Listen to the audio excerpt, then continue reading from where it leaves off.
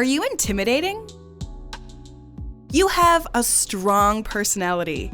You take charge and speak your mind, get things done, and everyone loves you for it. Or do they? After all, there can sometimes be a fine line between being assertive and being aggressive. What you might consider take charge, no-nonsense attitude, others might think of as being unnecessarily forceful, intimidating, or even bullying behavior. How can you identify whether or not your personality is intimidating to others? And what can you do to get it under control? Before we continue, subscribe to our channel and ring the notification bell. That way you'll always be up to date on our daily videos. What should you do when you suspect your attitude or behavior might be intimidating to others? Niccolo Machiavelli famously wrote that if faced with a choice, it's better to be feared than loved. But chances are he wasn't thinking about an office workplace or a circle of friends when he wrote that. Nobody wants to be seen as an intimidating bully. And while there is a sense of power that comes with knowing other people are scared of you, getting what you want through imitation and fear is ultimately toxic behavior that is likely to push others away from you and cultivate a reputation for being an unpleasant person to be around. And of course, there is a big divide between people who are intentionally intimidating towards others and people who are intimidating without realizing it. In an article for Psychology Today, psychiatrist Grant Hilary Brenner writes on the concept of inadvertent intimidation, or people who are intimidating without being consciously aware of or realizing it. Brenner describes inadvertent intimidation as being an unrecognized division within oneself, in which two sides of your personality are contrasting without being fully aware of each other. Sort of like a modern-day Dr. Jekyll and Mr. Hyde.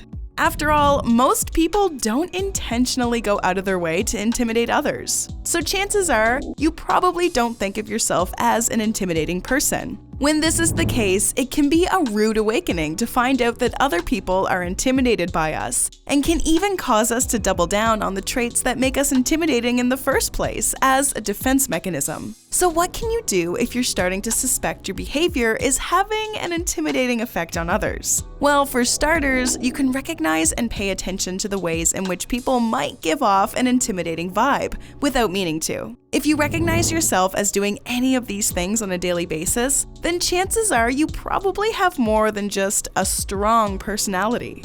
To begin, Brenner writes that people who are unintentionally intimidating often hide aspects of themselves from others. You might present yourself differently in public than the way you behave in private, covering up your weaknesses and vulnerabilities behind your public persona. When you do this, it can give off the impression that you're invincible, but at the same time, your peers and colleagues might instead view you as someone who is overly secretive or disingenuous. It can be hard to feel comfortable around someone who seems to be consistently putting up walls around themselves. And when we consistently try to mask our personality traits, people can usually tell that something's off. In these situations, someone who wants to appear less intimidating should strive to not close off their personality traits from others quite so forcefully, and try to let people see themselves for who they really are, rather than hiding behind a facade.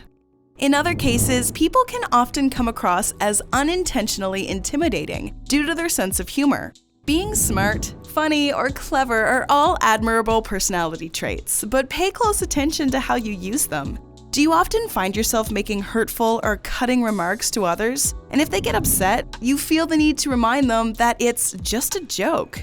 Do you use your wit as a means of shutting people down? Or do you treat all conversations as a game that you need to win by proving your intelligence to a person you're speaking to? All of these represent manipulative and bullying behavior, and can often be damaging to a person's ability to take part in real communication with others. If people are always expecting you to make some snappy comeback or bring down remark in response to whatever they have to say, chances are they probably won't be going out of their way to talk to you. Using your intellect or sense of humor to constantly put others down doesn't make you the resident comedian of your workplace, it just makes you a jerk.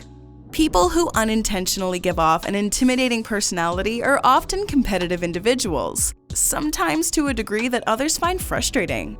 While a competitive nature can give you an edge in some situations, trying to make everything into a contest that you need to win is going to discourage people from wanting to engage with you in social settings. Are you the person in your friend group who constantly needs to one-up everyone else in the conversation? If one of your friends is telling you about his trip in Florida last winter, do you feel the urge to butt in and interrupt him by telling your own story about the time you visited Machu Picchu? And what an amazing experience it was, and how nothing will ever be as good as what that place had to offer.